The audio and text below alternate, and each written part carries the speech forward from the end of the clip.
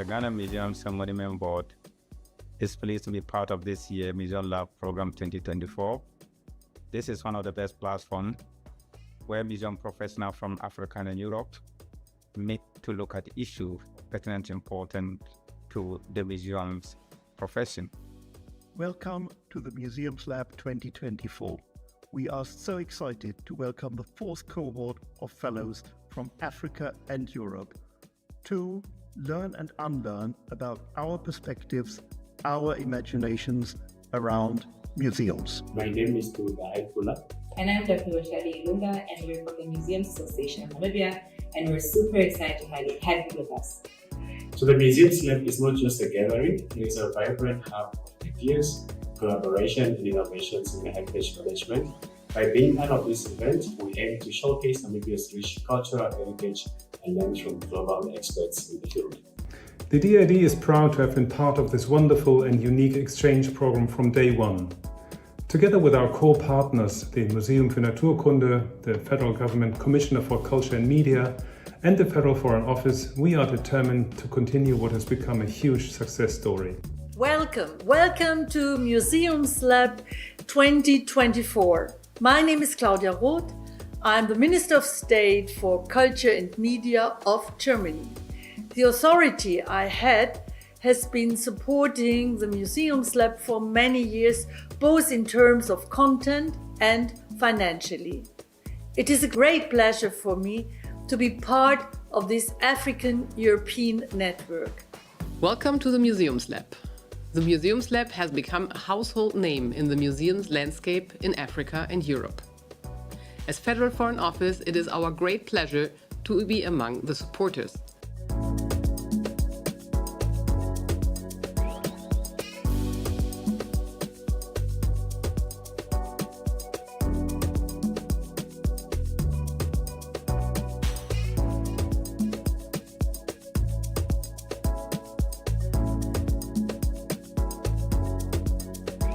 We are looking forward to meeting all the African fellows and the European fellows in Accra, where we can actually discuss issues such as restitution, decolonization of the museum concept, and to find ways and means of making the museum a better place for all of us. We as the Museum für Naturkunde are so proud to work together with the DAAD and the Ghana Museum and Monuments Board to have this program presented with you, for you. Can't wait to welcome you to Berlin. Looking forward to seeing you. The last 3 years have shown that this exceptional kind of intercontinental exchange fosters new ideas, fruitful collaborations, and positive transformation. And that's why we are delighted to be part of the MuseumsLab. We are now very excited for the 4th edition to start and wish everyone involved a rewarding experience. I am really grateful that numerous museums and cultural institutions from many African and European countries are once again taking part this year. But you, dear fellows, are the center of attention. I wish you an interesting learning experience, a fruitful exchange, and a great time together. Last but not least, my thanks go to the MuseumsLab team. It is impressive what you have put together again this year, and I am looking forward to the results. With the fellowship of the MuseumsLab, we are further deepening museums cooperation between Africa and Europe. This is one of the key priorities of our international cultural cooperation. This generates further exchanges also within other fora and contributes to bringing Europe and Africa closer together. Today, I am delighted to welcome you all to participate in this year's program and wish you productive cooperation and much success.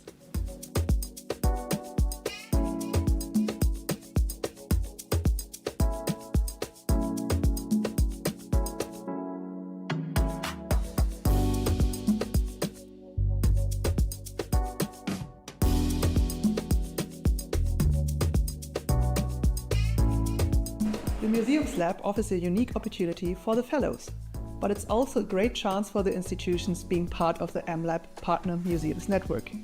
We as an institution are happy to be part of this network. We see great potential and possible future collaborations and exchange with a growing group of MLab alumni with a set of expertise in various fields.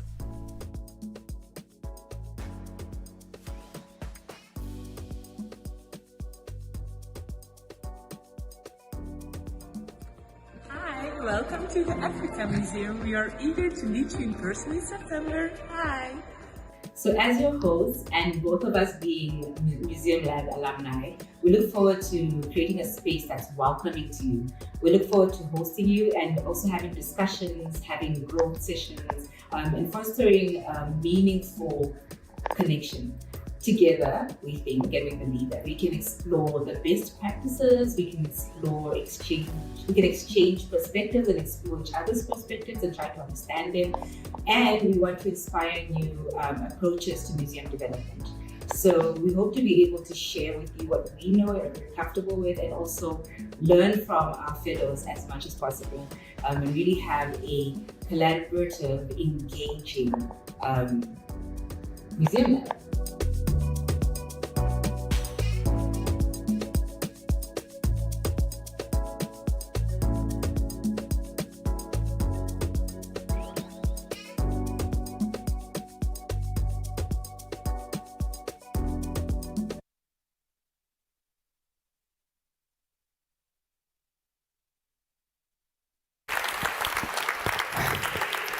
Welcome, welcome, dear people.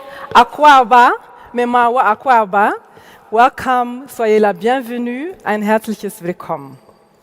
Ich bin Miriam Kamara und ich darf heute durch den Abend führen, und es wird ein Abend sein aus viel Spaß, mit viel Spaß und Enjoyment. So I will switch to English.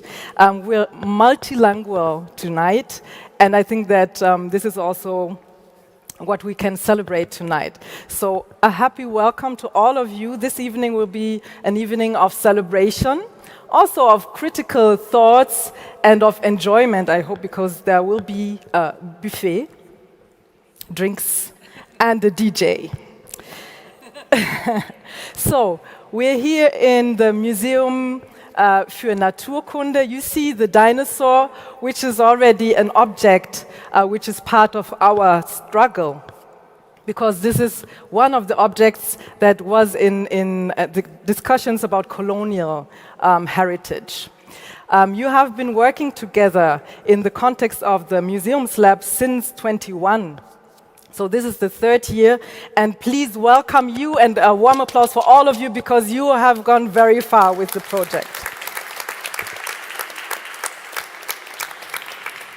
So as you all know, but I will repeat that again, this project was originally developed by the Museum für Naturkunde, also by the DAAD, the German Academic Exchange Service, and also the HTV, which is the Master's Program in Museum Management and Communication at the University of Applied Sciences in Berlin, and the African consultancy group, the Advisors.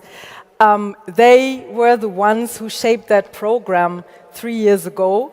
Now we do have a different situation with different partners, and I also want to welcome these. We have now still the Museum für Naturkunde, which is our host. We have still the DAAD. And we have, and I am very pleased to welcome you here, the Ghanaian Museums and Monuments Board and the newly founded International Academic Committee, and of course the MuseumsLab Alumni Network. Welcome. And thank you.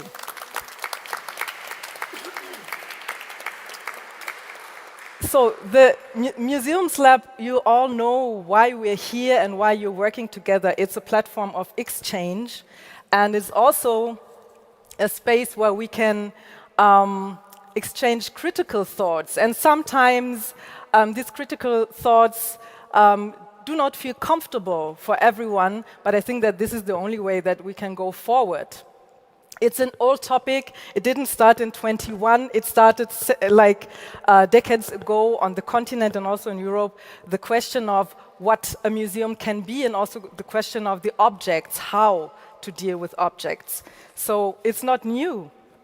But we do have, I think, a new format where we do have a knowledge exchange between the African continent and Europe, and it's a mutual exchange. We are in Berlin, and we don't celebrate what we do have the 140th anniversary of the Berlin Congo Conference, which took place in Berlin in 1884. And this is where the African country has been divided by the former colonial powers. So Berlin is really a very special, extraordinary place when discussing these objects and these tasks. And the module 2 is taking place in Berlin and also takes a closer look on the professionalism and the museum practices in Berlin.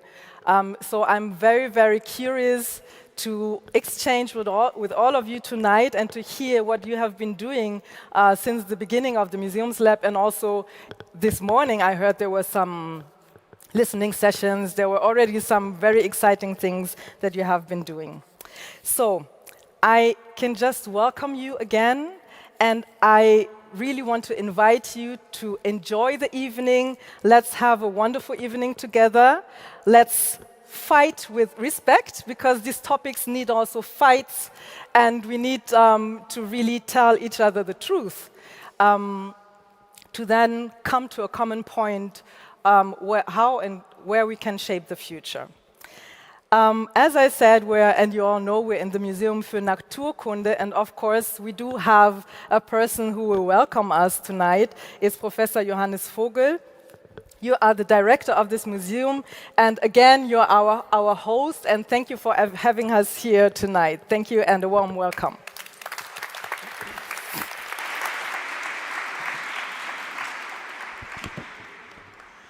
Thank you, Miriam. Good evening, ladies and gentlemen. Minister Roth, Minister Keul, Ambassador Bley, Excellencies, Members of Parliament, colleagues from the Ghanaian Museum and Monuments Board, our partners, DAAD, the advisors, the International Committee, and the Alumni Fellows. Thank you very much for all contributing. But before I say a few words about the program, I would like to ask you all to give a big hand to the entire team, 10 or 15 people that are behind making all of this possible. Thank you, Miriam. Thank you for the team.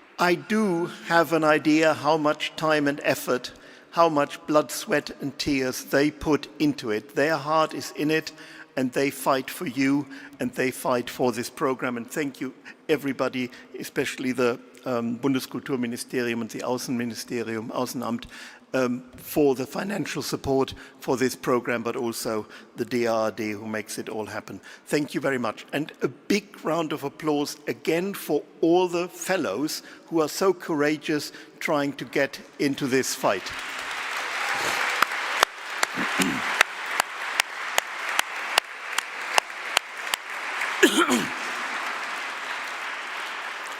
I think, needless to say, this is a very important program for the Museum für Naturkunde, but for all museums in Germany and Europe.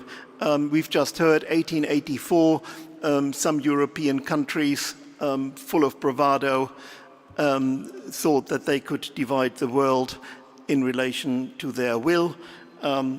Anyway, times have changed for the better, and we now need to work for a future that accommodates all perspectives, all nations and peoples. So we've just heard about the dinosaurs. This hall celebrates life on Earth 150 million years ago. So these are some of the animals that walked the Earth. There are some of the things that swam, and over there are some of the things that flew in the sky 150 million years ago. Not much left of that life, but dinosaurs, which today are called birds, dinosaurs roamed the earth for roughly 180 million years. Now, us as humans, if we are really generous, we look back at about 2.5 million years of being human. I'm an evolutionary biologist, so these big numbers do not really scare me. It is also evolution, a very important process that explains how diversity has basically developed on our planet. And basically the father of evolution as a theory, a critical theory in biology, Charles Darwin, was a very political scientist, very political. It was not necessarily the idea of developing a theory of evolution. His driving motif behind his scientific work was to establish a mechanism for common descent. Because from his family background, being anti-slavery was deeply ingrained in that family.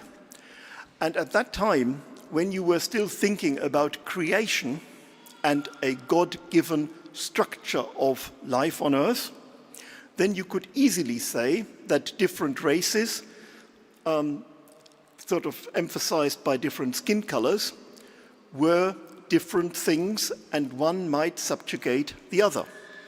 However, if you do not have a creator, if you have a process driven by coming from common descent, then the theological or obscene argument that one race should or could rule over the other can be negated.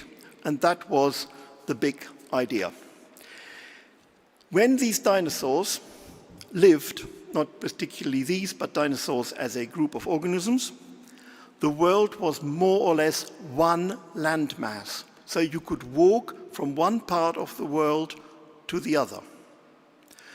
And one of the things that organisms already right from the word go developed was a concept of migration. Things migrate.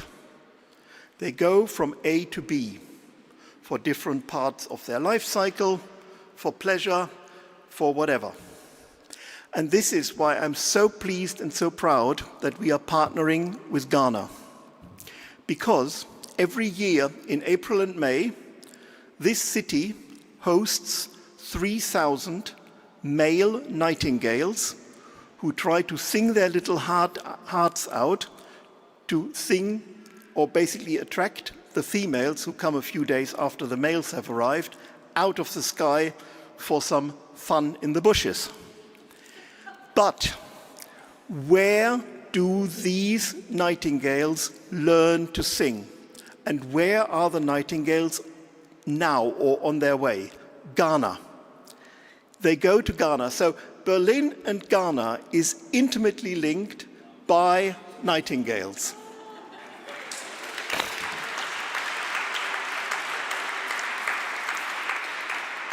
And as we hear tonight, it's not the only connection between these two countries. But what I want to say is, for these dinosaurs, for these nightingales, no political boundaries exist. They are relatively stupid, man-made concepts. They hinder us from working together, solving pressing issues that we need as mankind or womankind to address rather urgently. And this is why I'm so proud that you are all here trying to find ways of having a better dialogue across cultures, across boundaries, which in my opinion are completely artificial anyway, to help us to come together for one world. Because, believe me, the Earth is round. There is only one planet that sustains human life, and we need to do everything we can to keep this planet for us habitable, nature will go on. We need to look after ourselves a little bit better. And you are part of that team, because culture moves minds and hearts. And so therefore, a culture of understanding, a culture of mutual respect, a culture that wants to solve common global problems is what we need, and you are the vanguard, the spearhead for that. Thank you very much for being here, and have a good evening.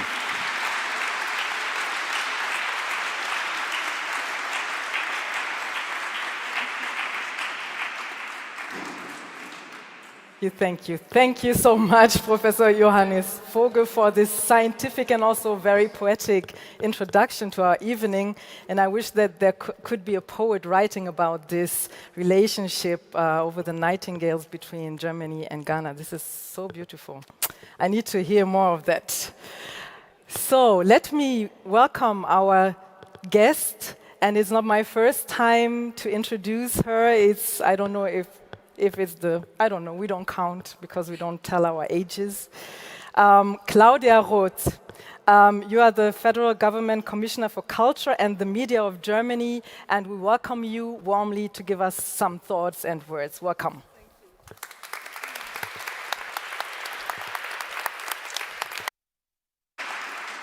Good evening. I'm very happy to be here in the night of the nightingale. Let's be nightingales. A warm welcome from my side, dear excellencies, dear friends, dear Democrats. Thank you, the host, Johannes Vogel, that we can once again be here in this wonderful house. In his impressive Nobel Prize acceptance speech in 2021, the Tanzanian writer Abdul Razak Gurnah spoke of how his family's experiences and also his own childhood and youth, both his personal history and the history of Tanzania, have influenced his writing and continue to influence it today. 2 years later, when he gave a very prestigious speech held annually in Marbach that is known as the Schiller-Rede, he said, "From a long time ago, even before I had published my first novel in 1987, I knew that I wanted to write about that episode in our history when the Germans came to our part of the world and left us with such terrible memories." The result is his novel Afterlives. Our history, our story, past and present, informs our art, and the other way around. Art and culture are part of our identity. When we share them with one another, we also share a part of ourselves. That is what makes projects like the TheMuseumsLab so important. They enable us to share with each other, to exchange thoughts, to exchange experiences, to understand each other better. And they show us ways to understand our common history and ways to approach it. For 3 years now, the TheMuseumsLab has been bringing together European and African museum staff. It represents a new start for cultural policy collaboration between Europe and Africa. Ghana is this year's partner country, the Nightingale country, and I'm happy that we can continue and that we can deepen our exchange here in Berlin and in November in Accra. What a fantastic project, and how wonderful that it keeps growing. Every year more partner museums join the project, and every year more countries take part in this important exchange. For this, I extend my sincere thanks to you, the project partners, the fellows, and all the participants. I'm very proud that my office has been supporting the MuseumsLab for years and will keep supporting it in the future. But it is not only the past and present live for artists that influence their work. The future, our vision of it, our hopes and wishes can also shape our art. And your art, Elsa Mbala, represents the connection between them. I am so delighted that we are opening this evening with one of your performances. Art tells us stories. In the case of colonialism, these are not happy stories. They are stories of oppression, of theft, of violence, recalling how the German occupiers were remembered in his childhood in East Africa and how that memory took on a mythical status. Abdul Razak Gurnah said, "It was a myth of implacability and cruelty." Only in conversation, in exchange with each other, can we ask for forgiveness for this cruelty? Can we face the responsibility that arises from our shared history, the history of Europe and Africa, and grow closer to one another? Happily, this process is well underway, and projects like the MuseumsLab are helping to move it forward. If we want to boost collaboration between European and African museums, we need to form networks, as all of you here are doing so actively and enthusiastically. The colonial past is a part of our European culture of remembrance, has to be a part of the culture of remembrance. We want to remember past injustice, and we will remember it, and we will learn how to bring about greater justice today. It's important for us to do this not only at a national level, but rather by working across Europe. The founding of AIM, the Agency for International Museum Cooperation, represents another important step along this path. We might not be able to prevent international crises or solve global problems through these programs, but we can help to heal old injuries, to heal open wounds. And we can help make it easier or even possible at all for conflicting parties to speak to each other. And not least, by doing so, we are taking a stand against the unbearable racism, nationalism, and populism that are spreading here in Europe once again. I really hope from the bottom of my heart to see even more projects like the MuseumsLab, more openness, more friendship, and more rapprochement. I'm glad that this project will continue for many more years. And let me take the opportunity to once again praise Leontine Meyer van Mensch, who will be leaving Leipzig and its state art collections for Rotterdam. One of the many things we have to thank her for is the brilliant idea of the MuseumsLab. She was one of its initiators. Thank you, Leontine. Thank you for this idea and for everything that has come of it. Thank you for your wonderful work. We will stay together wherever you are.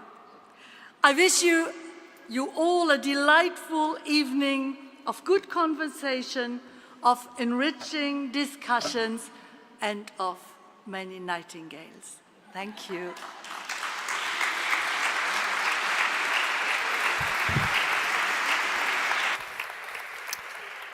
Thank you, Claudia Roth, for your warm words. And I want to add also a thank you to all the activists that have been working on these topics for decades and centuries, because without them, we would not have this opportunity to work together today.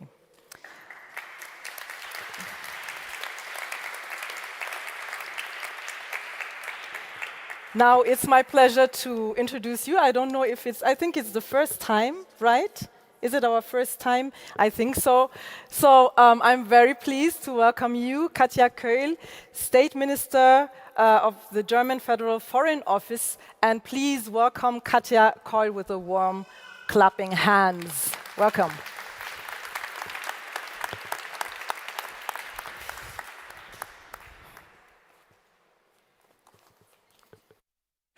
Well, thank you so much. Thank you, Professor Vogel, dear Claudia, and dear Director Sako from Ghana, Excellencies, dear fellows and alumni, ladies and gentlemen. I'm delighted to speak to you this evening and to welcome you all to the Berlin module of this year's fellowship program of the MuseumsLab. In particular, I would like to greet Ambassador Gina Arna-Blay from Ghana.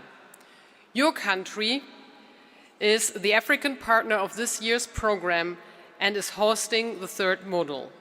Thank you for your commitment. The program has come a long way since its beginning only 3 years ago in 2021.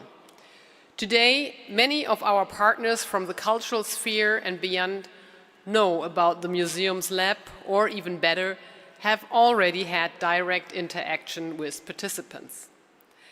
I'm proud to mention that the Federal Foreign Office has been a funding contributor for the MuseumsLab from the start. I say this as we are facing increasingly difficult times, marked by conflicts and a growing number of truly global challenges. There are many ways through which we can contribute to solutions. For Germany, it is a lesson learned from our history to work in multilateral fora to deepen international cooperation and strengthen a joint agenda for our world. To give just one example, in only a few days, this year's UN General Assembly will open in New York. Germany and Namibia have jointly taken on the role of facilitating the so-called Summit of the Future. The outcome document we are hoping to adopt, the so-called Pact for the Future, addresses all pillars of the UN system. World leaders will agree on a comprehensive document that covers peace and security, human rights and development. It is based on a vision of mutual respect, fairness and equal participation. It prepares the ground for the further work and reform of the UN in the coming years. But multilateral policy does not only take place in New York. The MuseumsLab is also an expression of multilateral cooperation. The list of participants and their home institutions is impressive, to say the least. Together, we are sending a powerful signal to the cultural world. In this context, I would like to highlight two aspects tonight. First, Germany deeply values African-German cultural cooperation, and yet there is so much untapped potential. I have myself often experienced the vibrant and useful cultural life in many of the African countries that I have visited. I see an ever-growing interest on both sides to further discover and learn more from each other and to engage in co-creation in many spheres. More and more, we are realizing how strongly our continents are interconnected. It is truly worthwhile to further enrich these ties, also and in particular by deepening cooperation between our museums and the people that dedicate their professional lives to them. Having said that, I'm fully aware of the importance of visa to facilitate these exchanges. We are putting a lot of time and energy in improving processes in order to issue visa on time. Much has already been achieved, but much still needs to be done. Let me assure you, we consider this a priority and continue to work very hard for it. My second important point is the relevance of museums for our identity. The way we deal with our past shapes and determines how we approach the present and the future. For centuries, colonialism has defined the relationship between Europe and Africa. One of the remnants of colonialism is the vast number of artifacts and ancestral remains from colonial contexts that are still in museums in Germany. Many of these artifacts have been disconnected from their stories and societies of origin. Only together we will be able to rediscover those stories and reconnect them with their true value. And some of them need to return home to heal the wounds and open doors for a better future. The return of the Benin bronzes that were taken by force in 1897 is only one example. Claudia and me have both been there when they returned. It was a very emotional ceremony. We'll never forget. Together with our partners in Africa and elsewhere, experts are continuing to prepare further returns. We will not only need more provenance research, but also discussions inside countries of origin about how and to whom they belong, because these objects should return without causing new conflicts. And on the German side, it involves the German federal states and communities that manage most of our museums and with whom we have a close and trusting relationship. Altogether, we are doing our best to advance in the restitution process. In conclusion, I would like to thank all those involved in the organization of this year's fellowship program, the MuseumsLab Team 2024 in particular, but also the 5 main partners this year: the Ghana Museum and Monument Board, the Museum für Naturkunde in Berlin, the International Academic Committee, the German Academic Exchange Service, and the MuseumsLab Alumni Network. The effort and dedication of so many has helped make this a success, and the results are amazing. Dear fellows, I wish you a successful and enriching stay here in Europe and in Africa, both on a personal and a professional level. Next year, I hope you will join the Alumni Network. Please carry forward this wonderful spirit of cooperation. We very much look forward to vibrant exchanges and lasting partnerships. Thank you very much.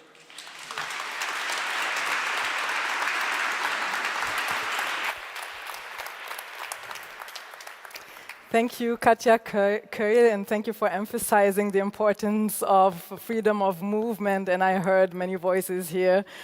We really need that in order to establish a practice of mutual work. So thank you for that. So now I have the pleasure to introduce and to welcome Her Excellency Gina Ama-Bley, who's Ghana's ambassador to the Federal Republic of Germany, and my latest granddaughter wears your name, Ama. So it's a great, great, great pleasure to welcome you. A warm applause.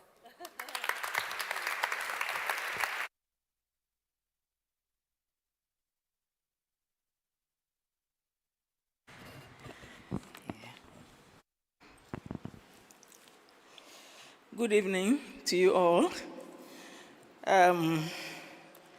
Next time I go to Ghana, I'm going to look for a nightingale. I'm going to learn how to sing, and I'll come back to Berlin and sing to you all. State Minister, Director, Commissioner, Fellows, 2024 Museum Lab Fellows, Fellows from Africa and Europe, distinguished ladies and gentlemen. It is an honor and pleasure to join you this evening at the Museum Lab's annual public event here at the Museum for Naturkunde. As the ambassador of the Republic of Ghana, I am proud to represent a country that deeply values the role of museums in preserving our cultural heritage and fostering cross-cultural dialogue. This event offers a unique platform for Africa and European museum professionals to share insights, challenge perspectives, and work together towards a more inclusive and equitable future for our museums. The theme for this year's event is particularly relevant as it resonates with our ongoing efforts in Ghana to confront our colonial past and create spaces that reflect our diverse narratives. The collaboration and exchanges facilitated by the Museums Lab are crucial in bridging divides and strengthening connections between our continents. In Ghana, as our director here will let you know, our museums and cultural institutions play a vital role in preserving our heritage, educating the public, and fostering national pride. Initiatives like the Museums Lab enable us to learn from global best practices, adopt innovative approaches, and ensure that our museums remain relevant in a rapidly changing world.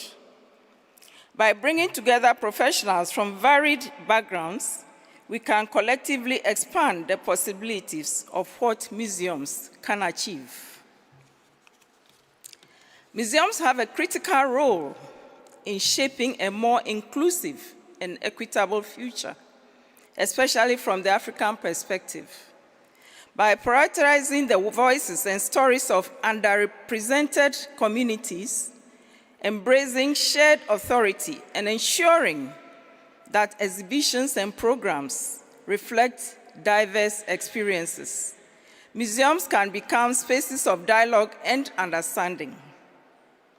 Collaborative initiatives such as joint exhibitions, shared research, and the repatriation of artifacts, as we've heard about this evening, are vital steps towards acknowledging historical injustices and building trust. African museums in particular can lead the way by redefining narratives, reclaiming our histories, and celebrating the richness of our cultures in ways that resonate globally.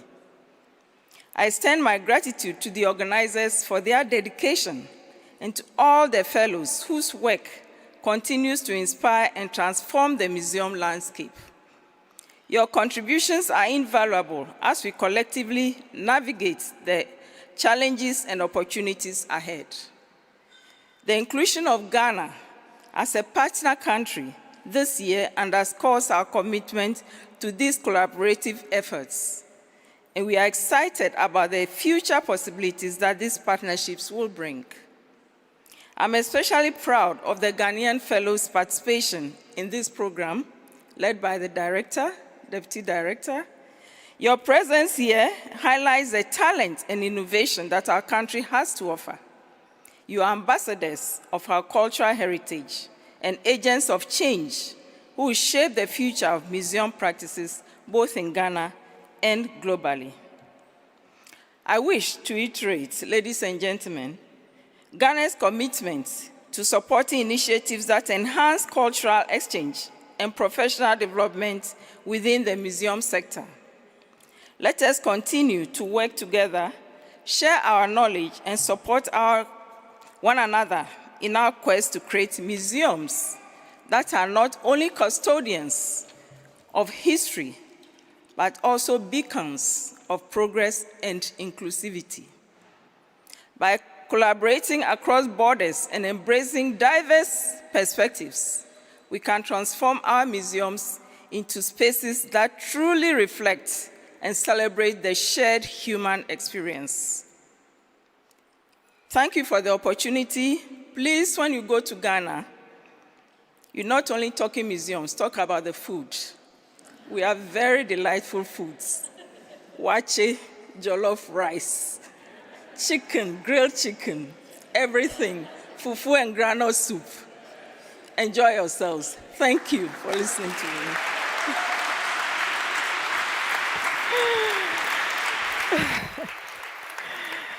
Thank you. Thank you. Thank you again, Her Excellency Gina Amablay, and for pointing out the Ghana's delicious food. There's also shito.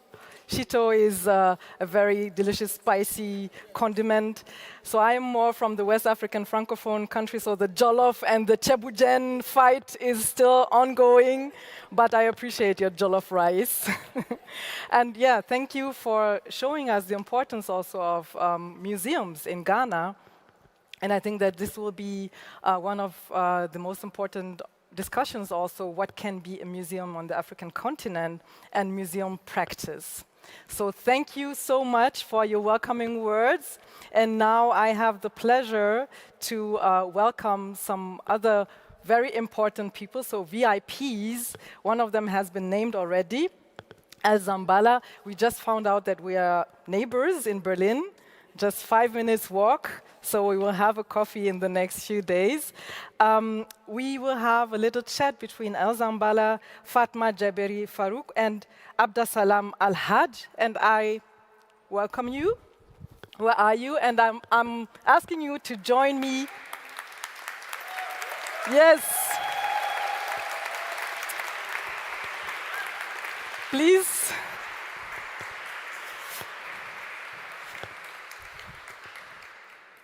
So welcome, welcome, welcome. There are 3 microphones. You're all looking gorgeous. You can already take the microphones if you want to. And I think that all of you know already that we will have a listening session and a presentation in about 30 minutes. To introduce that, we will have a little exchange with the 3 of you.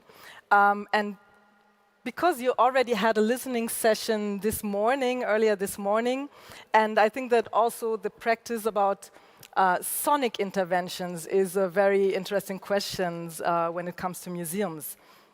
So let me briefly introduce you, but really briefly because I would like you also to tell us what is your practice, what is your field of work. So I will start with you, Elsa Zambala. You were born in Yaoundé, Cameroon, and then you moved to southwest Germany, wherever that is. I mean, specifically, I don't know. We will find out maybe. And I could read that you developed a new artistic language between sonic and visual exploitations, and this is very, very interesting. So welcome, Elsa.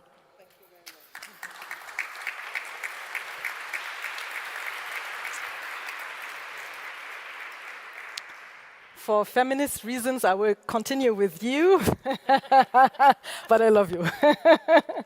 Fatma Jaberi Farouk, you're the chief architect and the assistant director of the Museum Center for Arab and Mediterranean Music in Enejma Zahra in Tunisia. Enejma Zahra in Tunisia. You are trained as an architect and you're also passionate about culture and heritage, and you have a very huge experience in project management. Welcome to you, Fatma. Thank you. Thank you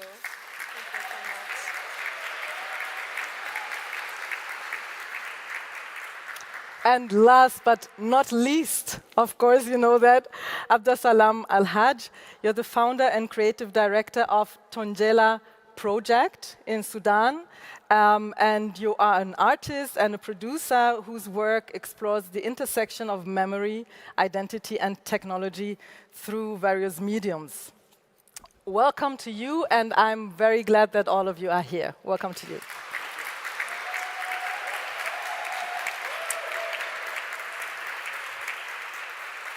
It works, yes. So you do have a huge fan base over there. Thank you for your support.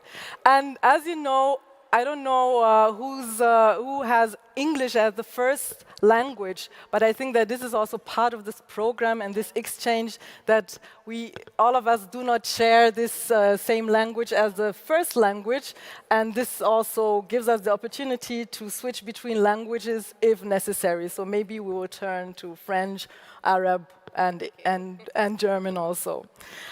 So Elsa, please start only with a few words of what is it that you're doing, your sonic intervention in the context of the Museums Lab. So what I'm going to do in a few minutes, I'm going to introduce you to the Asnyang collection, which is a collection of 5,000 cassettes spanning all the African continent, north, south, west, from the 1970s until today. Asnyang is a passionate collector from Dakar, Senegal, and I was introduced to him December last year, and we entered a collaboration where I get to present his collection all over the world, and I'm very happy to be doing that for you today. Interesting. So you're two of the fellows. Please let me just have, or us have a quick insight on what you are doing, like on your normal work days, if that exists, Fatma. Thank you so much. I'm so glad to be here behind you, and so happy also to participate at the Museums Lab's program. So it's unbelievable, and to be here, really, I'm so happy. Actually, I'm a chief architect, but also I'm a curator of the museum. It's a Najma Zahra Palace. It's not only an old palace in Sidi Bou Said, the famous place in Tunisia, but also it holds a very important collection of sound archives. So we have a national sound archive of Tunisia in Najma Zahra also. So we have so much, I have so much, maybe various work, so between conservation of the monuments, taking care also of the collections, but also we have to take care about our sound archive and also extend it, and we have almost 30,000 supports. We numerized only maybe 60% of them, and the work is ongoing. So it's a little presentation of our institution in Najma Zahra at Sidi Bou Said, Tunisia. Very, very interesting. I think we will have more time in the informal part of our evening tonight, but thank you for the first introduction. So, Abdel Salam, what is it that you're doing? What is your daily work, and maybe how is it linked also to the sonic practices? Good evening. My daily work right now is to find a safe space. As a Sudanese, since April 23, the war broke up in Sudan, and right now more than 10 million people have been displaced from the capital city, and more than 25 million people facing very real hunger. And personally, I've been displaced and relocated to Rwanda, just facing and seeking a safe space to continue my work. I wanted to address that also because we are here in a gathering of celebrating museums. And right now, Sudan National Museum has been looted, and all over the artifacts of Sudan unknown where, and some of the artifacts have been sold online. And from this gathering, I want to ask this very delight gathering to react, and because Sudan is part of African museums and very rooted heritage in the continent, and this act, we need to support and to stand with people of Sudan. Back to my daily practice, in 2019, I started a digital startup called RIF Digital Lab with a group of young, passionate Sudanese, talented. We started exploring the intersection between art, media, and technology, and we developed different way of working and exploring virtual reality in supporting culture and digitizing. So we started to make a virtual experiences for Sudanese heritage sites, and also to digitize some of the Sudanese music tapes. That's why it came Tonjela Project. Tonjela Project is one of our projects at Rift Digital Lab. We have a collection of more than 10,000 physical Sudanese tape stored in our office in Khartoum. And we started digitizing this tape span from 1970 until 2010. And all this music cassette, you will never find it anywhere else, because the production of music at that era has been like producing very active. But when the digital and MP3 revolution came, all the production have been stopped. So our aim at Tonjela to digitize all the cassettes and to make them available for researchers, musicians, producers, listeners who want to discover Sudan music heritage.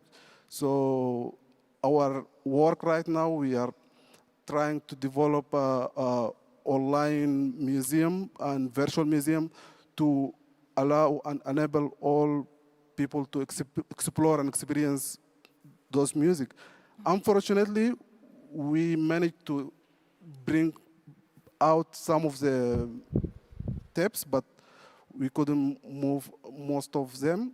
But we digitized more than 2,000 of the tapes, and right now they are available online.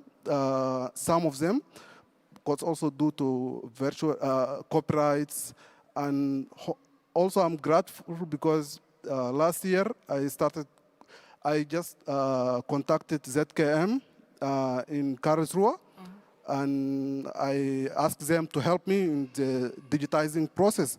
And happily, they helped me in the processing of digital processing of the cassettes and tapes. And right now, I'm following the project with them. But also, this is part of what I'm doing, trying to find safe spaces, continue my work, but thinking also about my people back home. Thank you, Abdul Salam.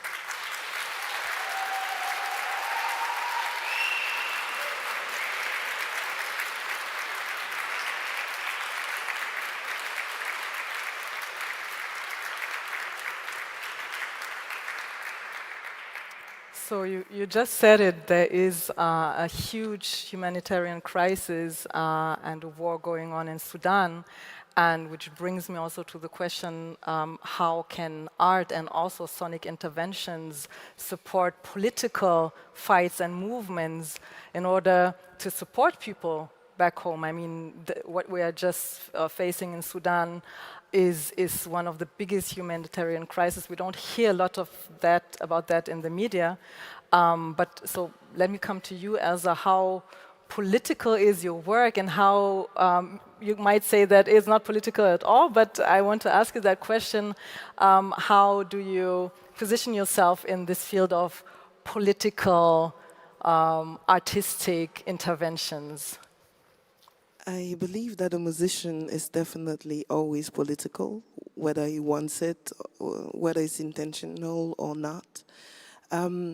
My current work is, I'm a musician, I'm a guitar player at first, and I was born in Cameroon, and I also lived in Karlsruhe. That's the place. And so I came to Karlsruhe when I was 11, and since I started my musical career, it always has been important to kind of create a bridge between those two identities. So starting my work as a guitar player was quite, I would say, a little bit dull and dry because I didn't have the rhythmicalities and the technicalities of Cameroonian rhythms. So I went back to live in Yaoundé, the capital of Cameroon, in 2012, where I started recording people on the streets and conversation and languages, and then mixing them with my guitar and with electronic instruments. That's how my current musical career kind of started. And when I got back to Germany, I was introduced to audio archives in museums, in European museums. I was blessed enough, because I have this access to Germany, to have easy access to museums, the Humboldt Forum, as I mentioned this morning during our talks, and the Musée Ethnologique de Genève also. And that's where I discovered that they have a vast archive of sonic material from the continent. And so I decided to use that also because it's not well known. Many people do not know that there's actually this material available in museum. When you visit a museum, there's little to no access to that. There are different reasons why, but some of them because they don't know how to present it to the public. So my work has been very much embedded in that lack of awareness and acknowledgement. So what I do during my performances is that I use those sonic archive and I mix them live with electronic instruments and with my singing, and I give it back to the people as a way to present it and to share it to a vast audience. So whether I want it or not, I believe that my work is political. Just the bridging that gap also between those two countries that for most of the time they don't know how to find a common ground because of that very brutal common history. I found that music can help heal, right? So I believe that my work does that. Thank you. I wished I could have been there this morning, and I'm very happy that we will have a little insight on your work. So yeah, art is political, even though artists are not politicians most of the times, but it is always an act of political will and intentions. I would like to ask you, Fatma, you were there this morning and you had this listening session. Elsa just said that this could be what she's doing, and the work she's doing is also part of the healing process. What did you experience this morning? Did it have something to do with that? Yeah, of course, it was a very interesting presentation, and also we have seen various presentations. It was about Cameroon, also about Tunisia. And of course, I think that museums can heal and can also make the difference. We can participate maybe to make peace, maybe quite, I don't know, but I think that we have a big and huge role to do in our museums. So music, for example, in our museum, we are the Center for Arab and Mediterranean Music, and we are using to facilitate the exchange between not also the Mediterranean, Arab region, but also African countries. So we make such work that you are making, and we give some of our archives to artists, musicians, to make prestation, to mix such old sonic sound archive and the modernism. So we have such beautiful results, and these results will go all over the world through the music, and by this it could maybe participate to tell people that we are in a place in which we can all live. So the earth is ours, the history is common histories, and let it more beautiful, I think. Thank you. Thank you. Oh, so I think there will be some future collaborations. I can see it coming. Feel it. Love that. That Yeah. was beautiful. Yes. Also, the work Absalom make is fantastic. So the digitization I appreciate so much, and I can imagine because you have a team, and they are working so hard, and it takes so much time. And imagining what he's make with his collaborators, I think it's a huge work. So je suis impressionnée. You are impressed. Thank you. So this collaboration, I mean, we're all witnessing the beginning of something very specific and very exciting. You work together. I'm very happy about that. Abdussalam, you have also been there this morning. How did you experience the listening session? And yeah, what did it have to do with your everyday work? What I remember the effort of Muhammad in researching and finding about the Tunisian recording, the recordings of بيضاء recordings, تسجيلات البيضاء, all these huge efforts in researching and finding out and bringing out back to the people and giving it to the community. Also, the amazing work Elsa doing back home, and the center can't wait to go back and also to be in Cameroon to attend and to experience the opening of the center for the public, for the community. And 2 days ago, we had this museum card. On Saturday, I went to near the Berlin Wall. There are this panorama 360 experience of the Berlin Wall. Anything related to virtual reality and AR, I'm in. So I experienced for the first time the Berlin Wall, amazing work of Assassi. He's a German artist. And I was imagining how technology will shape our future. And right now we are sitting here in this museum in the presence of this great dinosaur, but also what we will give back to the future generation. The question of AI is present, and we need to talk about this, but also to integrate culture usage of AI and virtual reality. And right now, 3 years ago, we produced virtual reality experiences of Khartoum. Right now, the city is totally destroyed. And I have a material in our office. And from time to time, I open it and experience it in virtual reality. It's something intense. This is belong to the future generation of Sudan, future generation of Africa. They want to know what happened in Sudan, how was the life before the war. We have materials to give, digital material, the language of the era.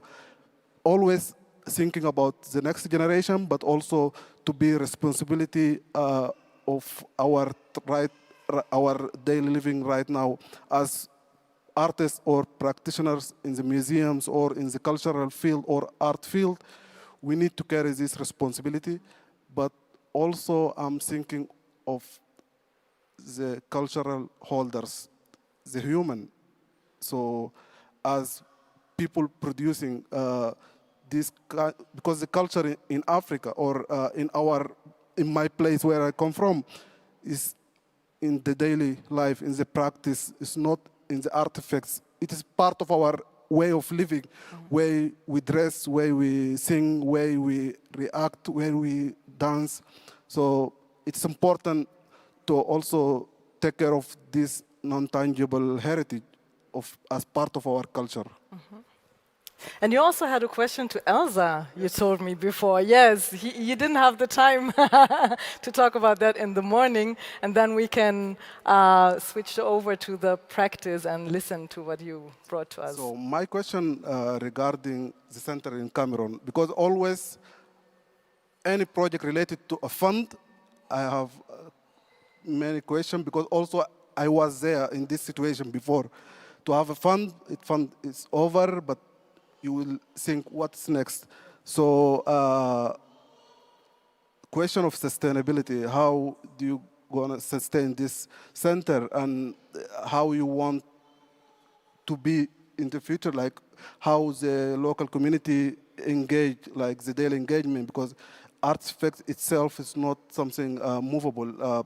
We are thinking of way of move museums or centers in motions, how your center will integrate it in the community and to be sustained. So the background stories for those who were not there this morning. I entered a collaboration with the Humboldt Forum, so one of the biggest European museums here in Berlin. And by next year, April 25, we will together open a space in Kribi. And Kribi was one of the stations where German settled when they came. So there are still a lot of German artifacts, the housing and streets and bridges available in this area. And it's near the Atlantic coast, right? So it was very favorable also for European settlers because of the air, and it's quite cool.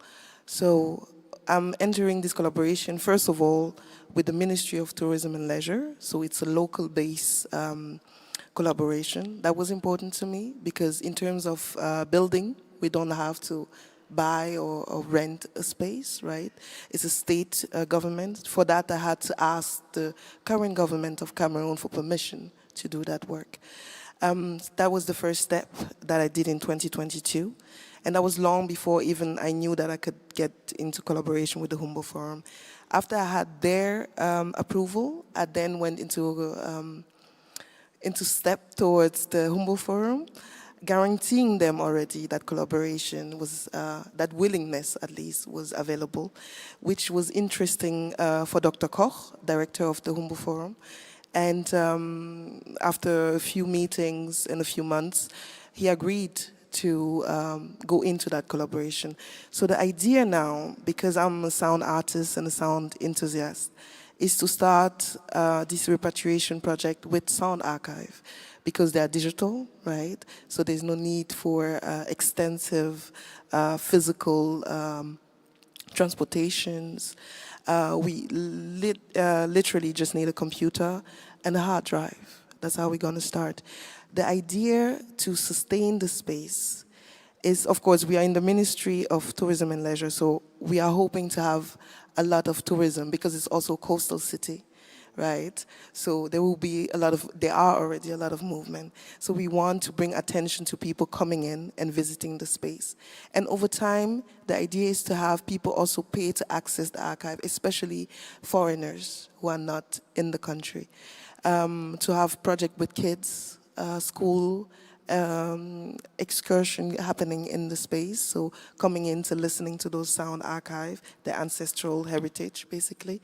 And one of the other ideas that I have developed, as I also have been working that way with samples, is for beat makers all over the world to have access to that archive, to be able to do remixes, right?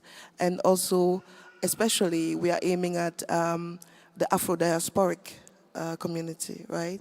To have that access, and also to be willing to pay to have that access to some of the work that can be then integrated into movies, songs, performances, and so forth.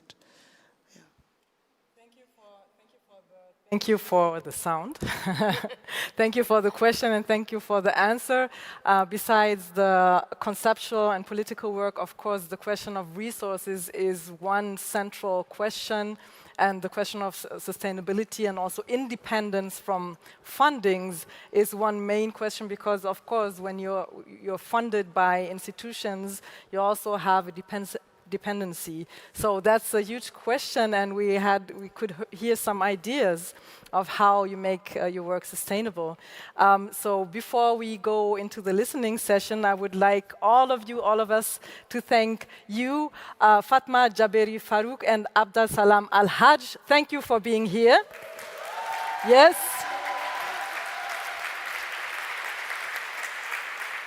Just put it.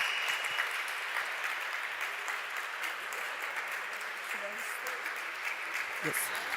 And of course, thank you, El Zambala, but this is not a goodbye, because I will hand over to you now. The floor is yours. No chairs anymore. Don't try to sit down. And I'm very excited. And another warm welcome to El Zambala, our sound artist. Thank you very much. Können wir das ein bisschen näher bringen?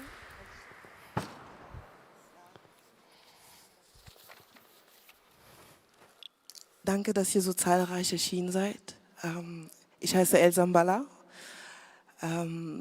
Ich fühle mich sehr geehrt, hier zu sein. Ich wollte ganz kurz eine Einleitung auf Deutsch machen, weil wir so eine ehrenhafte Audience hier haben. Vielen Dank dafür, dass ihr euch die Zeit nehmt, diese Arbeit zu machen. Ich fühle mich ich werde auch ein bisschen emotional, wie heute Morgen auch schon. Es ist sehr selten, sowas zu erleben. Wie gesagt, ich bin in Karlsruhe aufgewachsen und von sowas habe ich nur geträumt. Dass es ein Willingness gibt, also ein Versuch gibt, einen Konsens zu finden zwischen dieser gemeinsame, schmerzhafte Geschichte und dass man nicht nur Geld, sondern auch Energie investiert, das aufzuerarbeiten. Und das finde ich echt großartig. Bitte einen riesigen Applaus an euch. Please clap your hand for yourself, for being here, because you are part of this change, this willingness to dig into this very, very traumatic history that we all share. It's nobody's above the other in this moment. We all trying to find a way to heal, I believe. Dankeschön.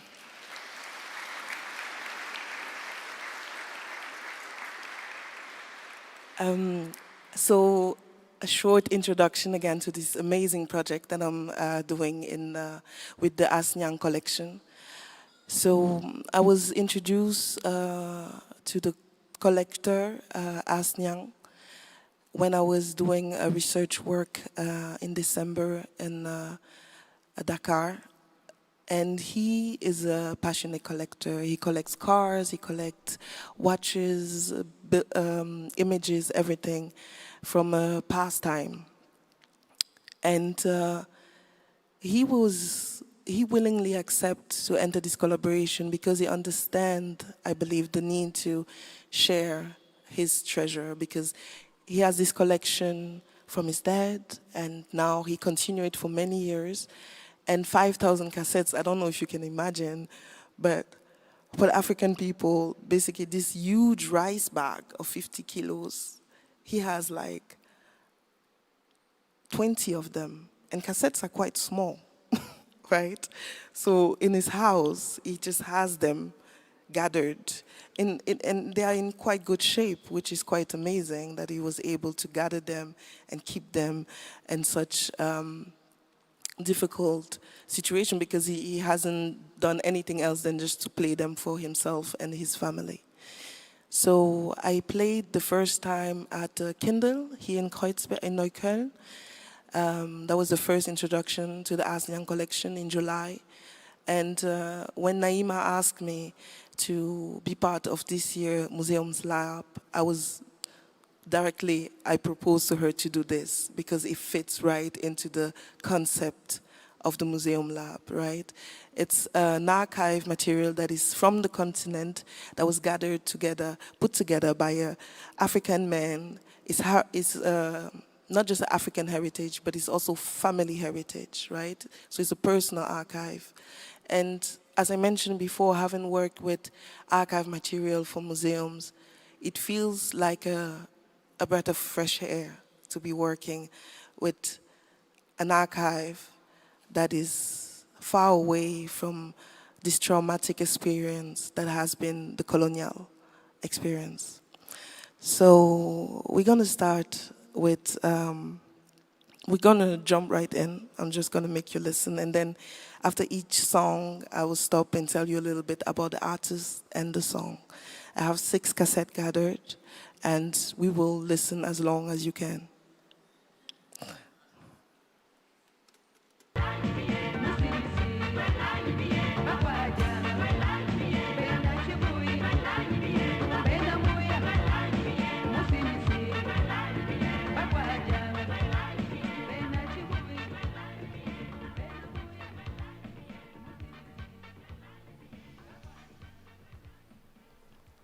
So this is Baba Mal. Baba Mal is a Senegalese musician.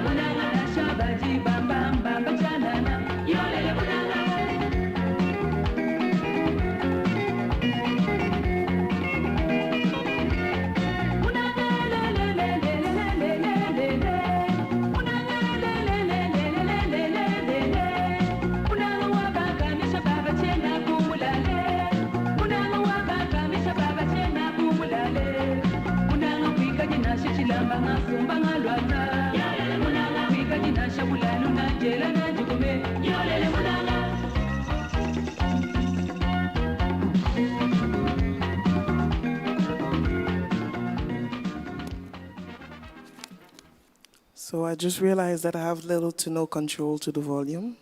You will apologize. This is Chalamwana. This is the cassette. Chalamwana is an artist from Congo, Lumumbashi to be exact. And she was born in 1958 and passed away in December 2022 in Kinshasa. She's also known as La Reine du Mutwashi from the Bakwa and Kazangu region in Congo. She is known to have modernized traditional music.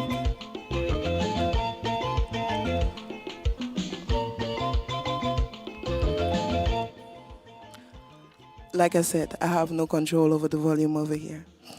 Thank you, danke. So, and she's known to have modernized traditional music of the Mutwashi people. She was involved in politics around year 2000 along the Kabila family, together with Laurent Désiré Kabila, which was the president of Congo.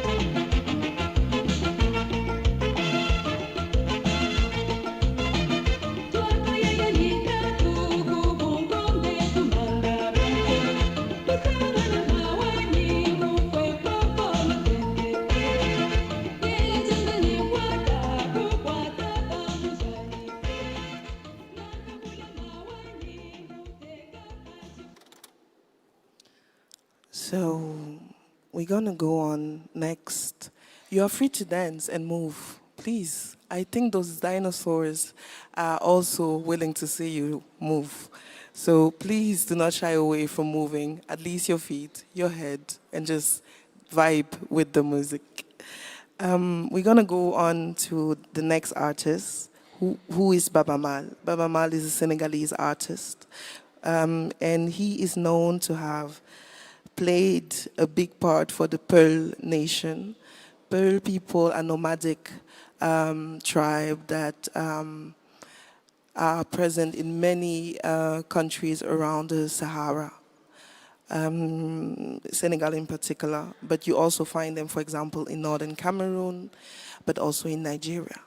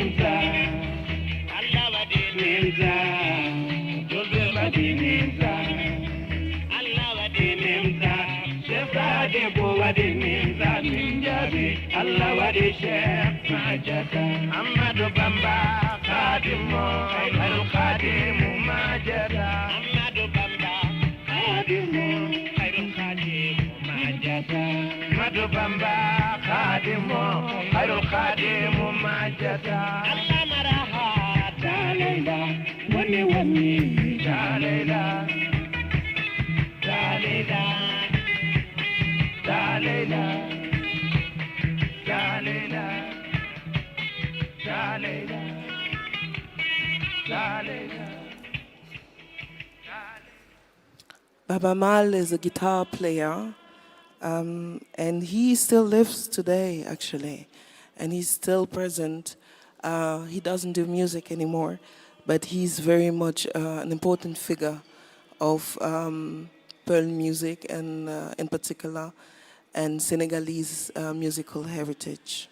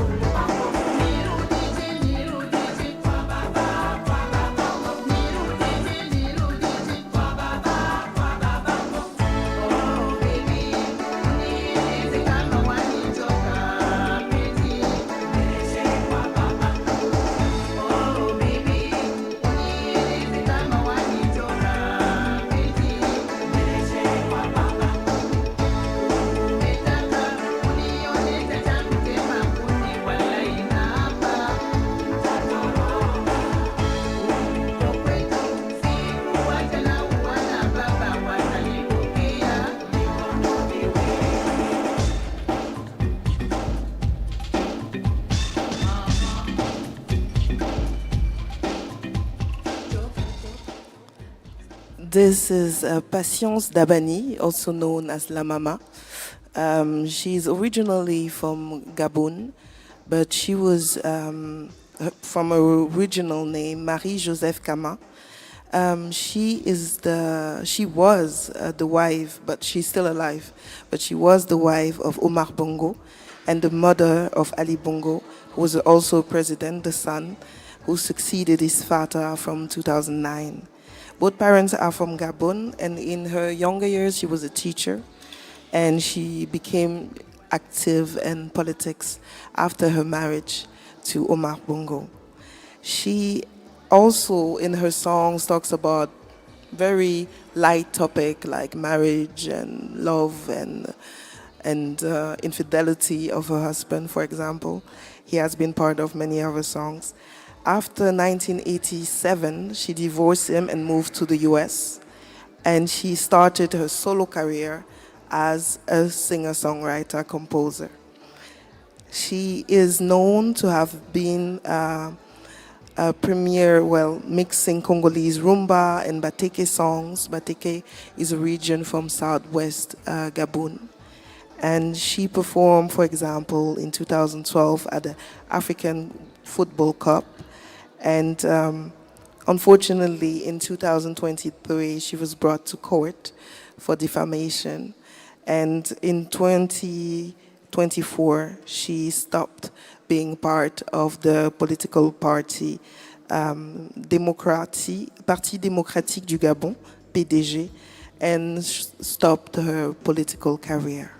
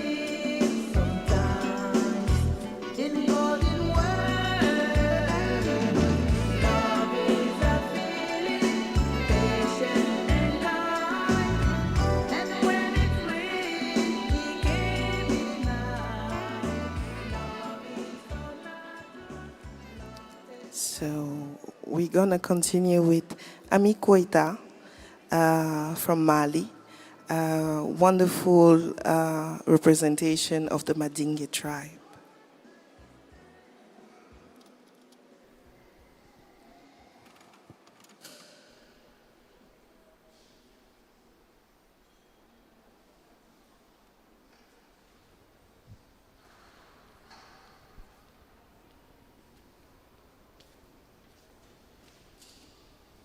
Cassettes are quite particular.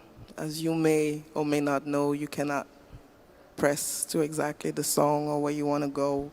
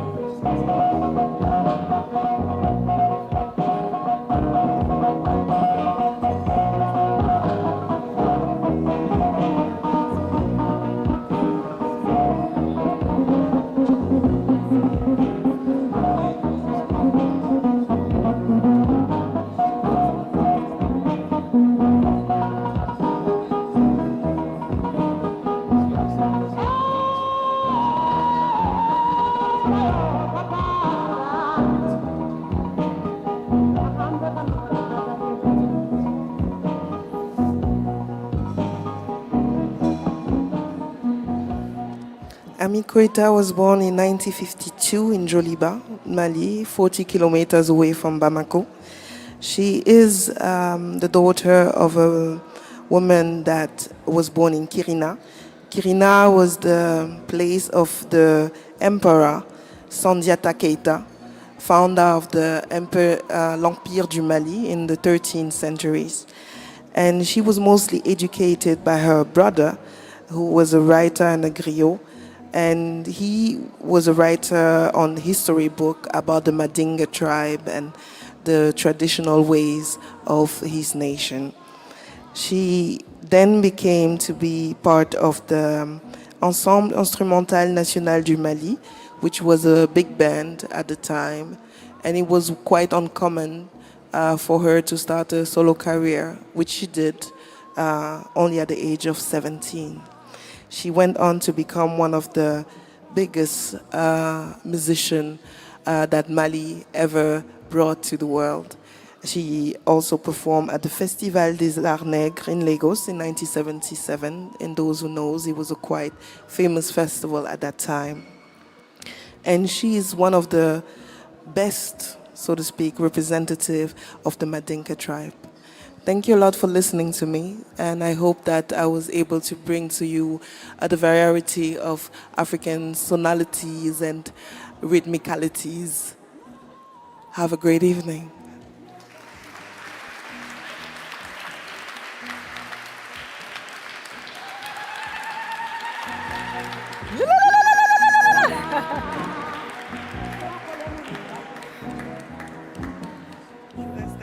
Yeah, stand with me. Iniche. This is thank you in Malinke, because I'm also a daughter of the Empire du Monde. Oh, wow, this is a great thing. But I'm also a daughter of the Fulani Empire, and many more. So Onjarama. Onjarama is thank you in Pular. So thank you so much for the journey. I mean, for me, this was really a journey into my childhood. I grew up in the 70s, and I have so many tapes and vinyls at home, and I'm still listening to it. And with my father's beautiful handwriting, you know, all the songs on the tapes, it's really a beautiful journey. Thank you so much, El Zambala. Thank you, thank you.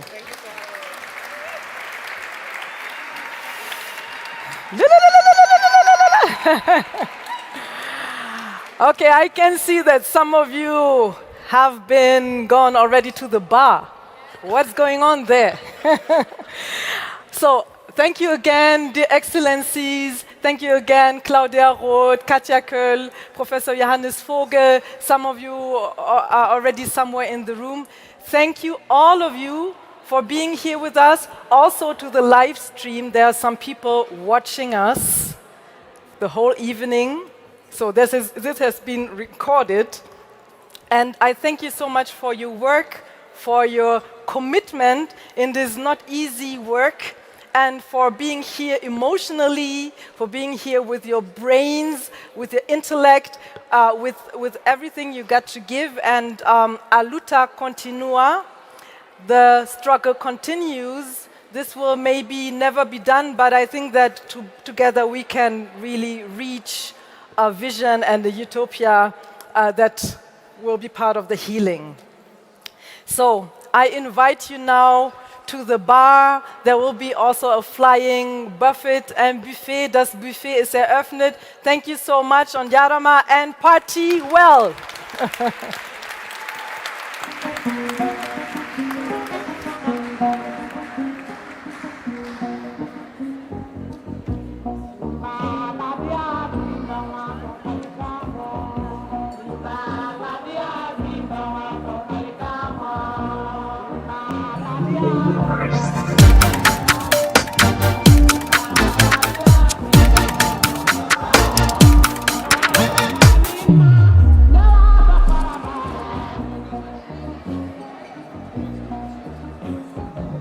Nice.